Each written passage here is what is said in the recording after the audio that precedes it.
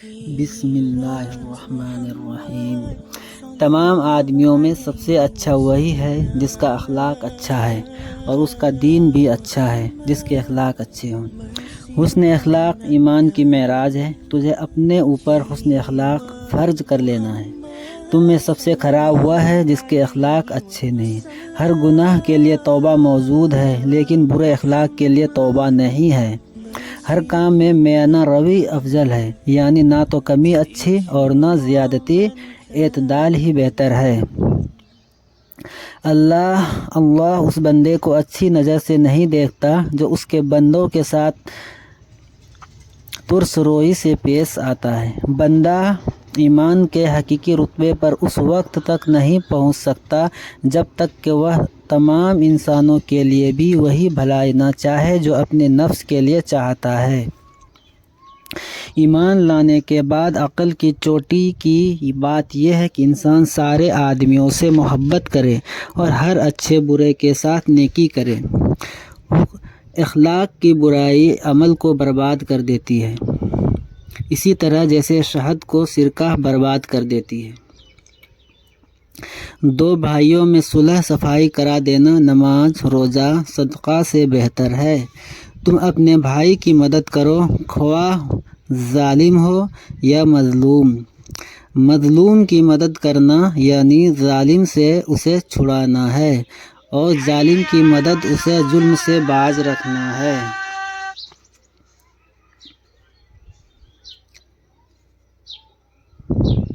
اللہ کے نزدیک اس سے بڑھ کر کوئی عبادت نہیں کہ کوئی شخص کسی مسلمان کا دل خوش کر دے۔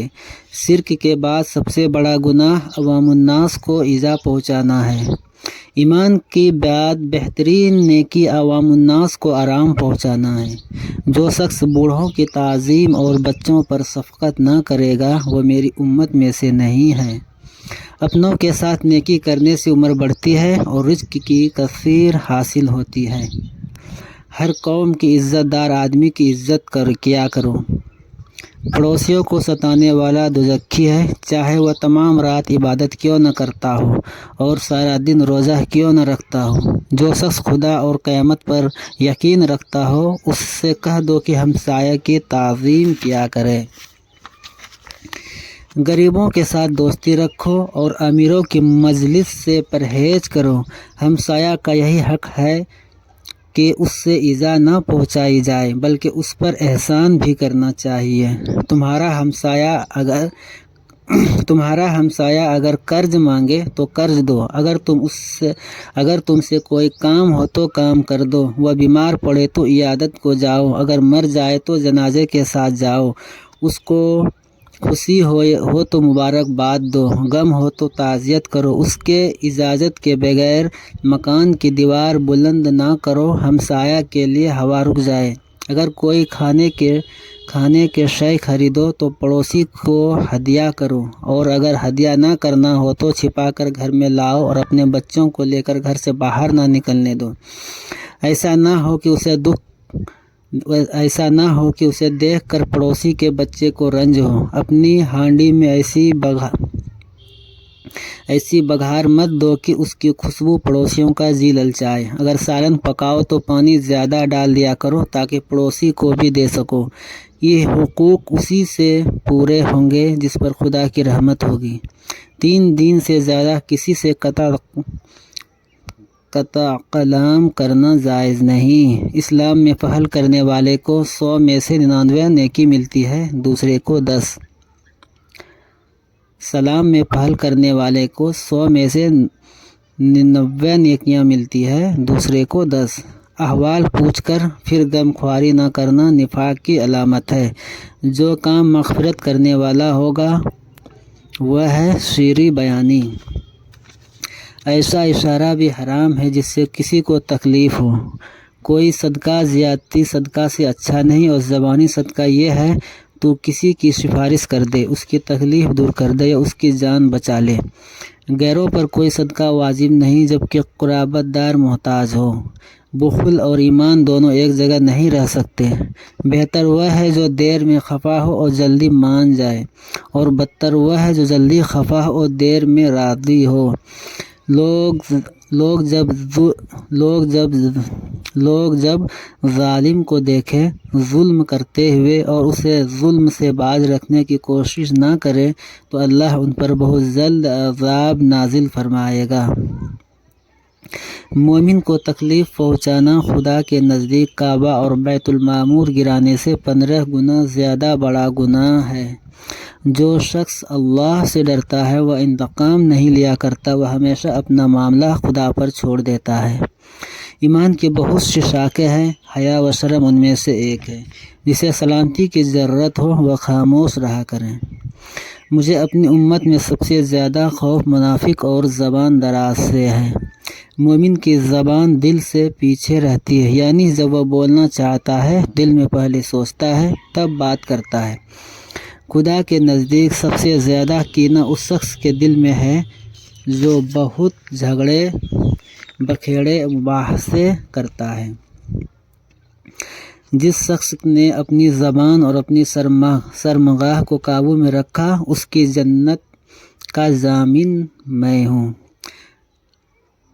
اگر کوئی شخص کسی کو ناجائز کام کرتا ہوا دیکھے تو اسے چاہیے کہ ہاتھ سے روک دے، اگر یہ ممکن نہ ہو تو زبان سے اس کی برائی بتا کر اسے روکے، اگر یہ بھی نہ ہو سکے دل سے اسے برا سمجھے، مگر یہ آخری صورت بڑے ضعیف ایمان کی علامت ہے۔ حکمت اور دانائی کو جہاں پاؤ قبول کرو۔ دنیا ایک مردار جانور ہے اور دنیا دار ڈھور نوچنے والے کتے کی طرح ہے۔ بدظنی سے پرہیز کیا کرو، کیونکہ بدظنی سب سے زیادہ چھوٹی بات ہے۔ عیب جوئی بند کرو، چھپ کر باتیں نہ سنو، بیجا فخر نہ کرو، حسد اور بغض نہ رکھو، اللہ کے بندوں سے منہ نہ موڑو اور بھائی بنے رہو۔ جب 3 آدمی ایک جگہ ہم مجلس ہو تو تیسرے کو چھوڑ کر 2 آدمی آپس میں سرگوشی نہ کریں، کیونکہ تیسرا آزدہ خاطر ہوگا۔ خشکی میں آگ کا اثر اس قدر سرعت نہیں ہوتی جتنی جلدی غیبت انسان کی اچھائیوں کو جلاتی ہے، یعنی غیبت کرنے والے کی نیکیاں نہایت تیزی سے ختم ہو جاتی ہے۔ جو نرمی سے محروم ہوا وہ نیکی سے مرحوم ہوا۔ کھاؤ پیو خیرات کرو، اس حد تک کہ تکبر اور فضول خرچی سے بچتے رہو۔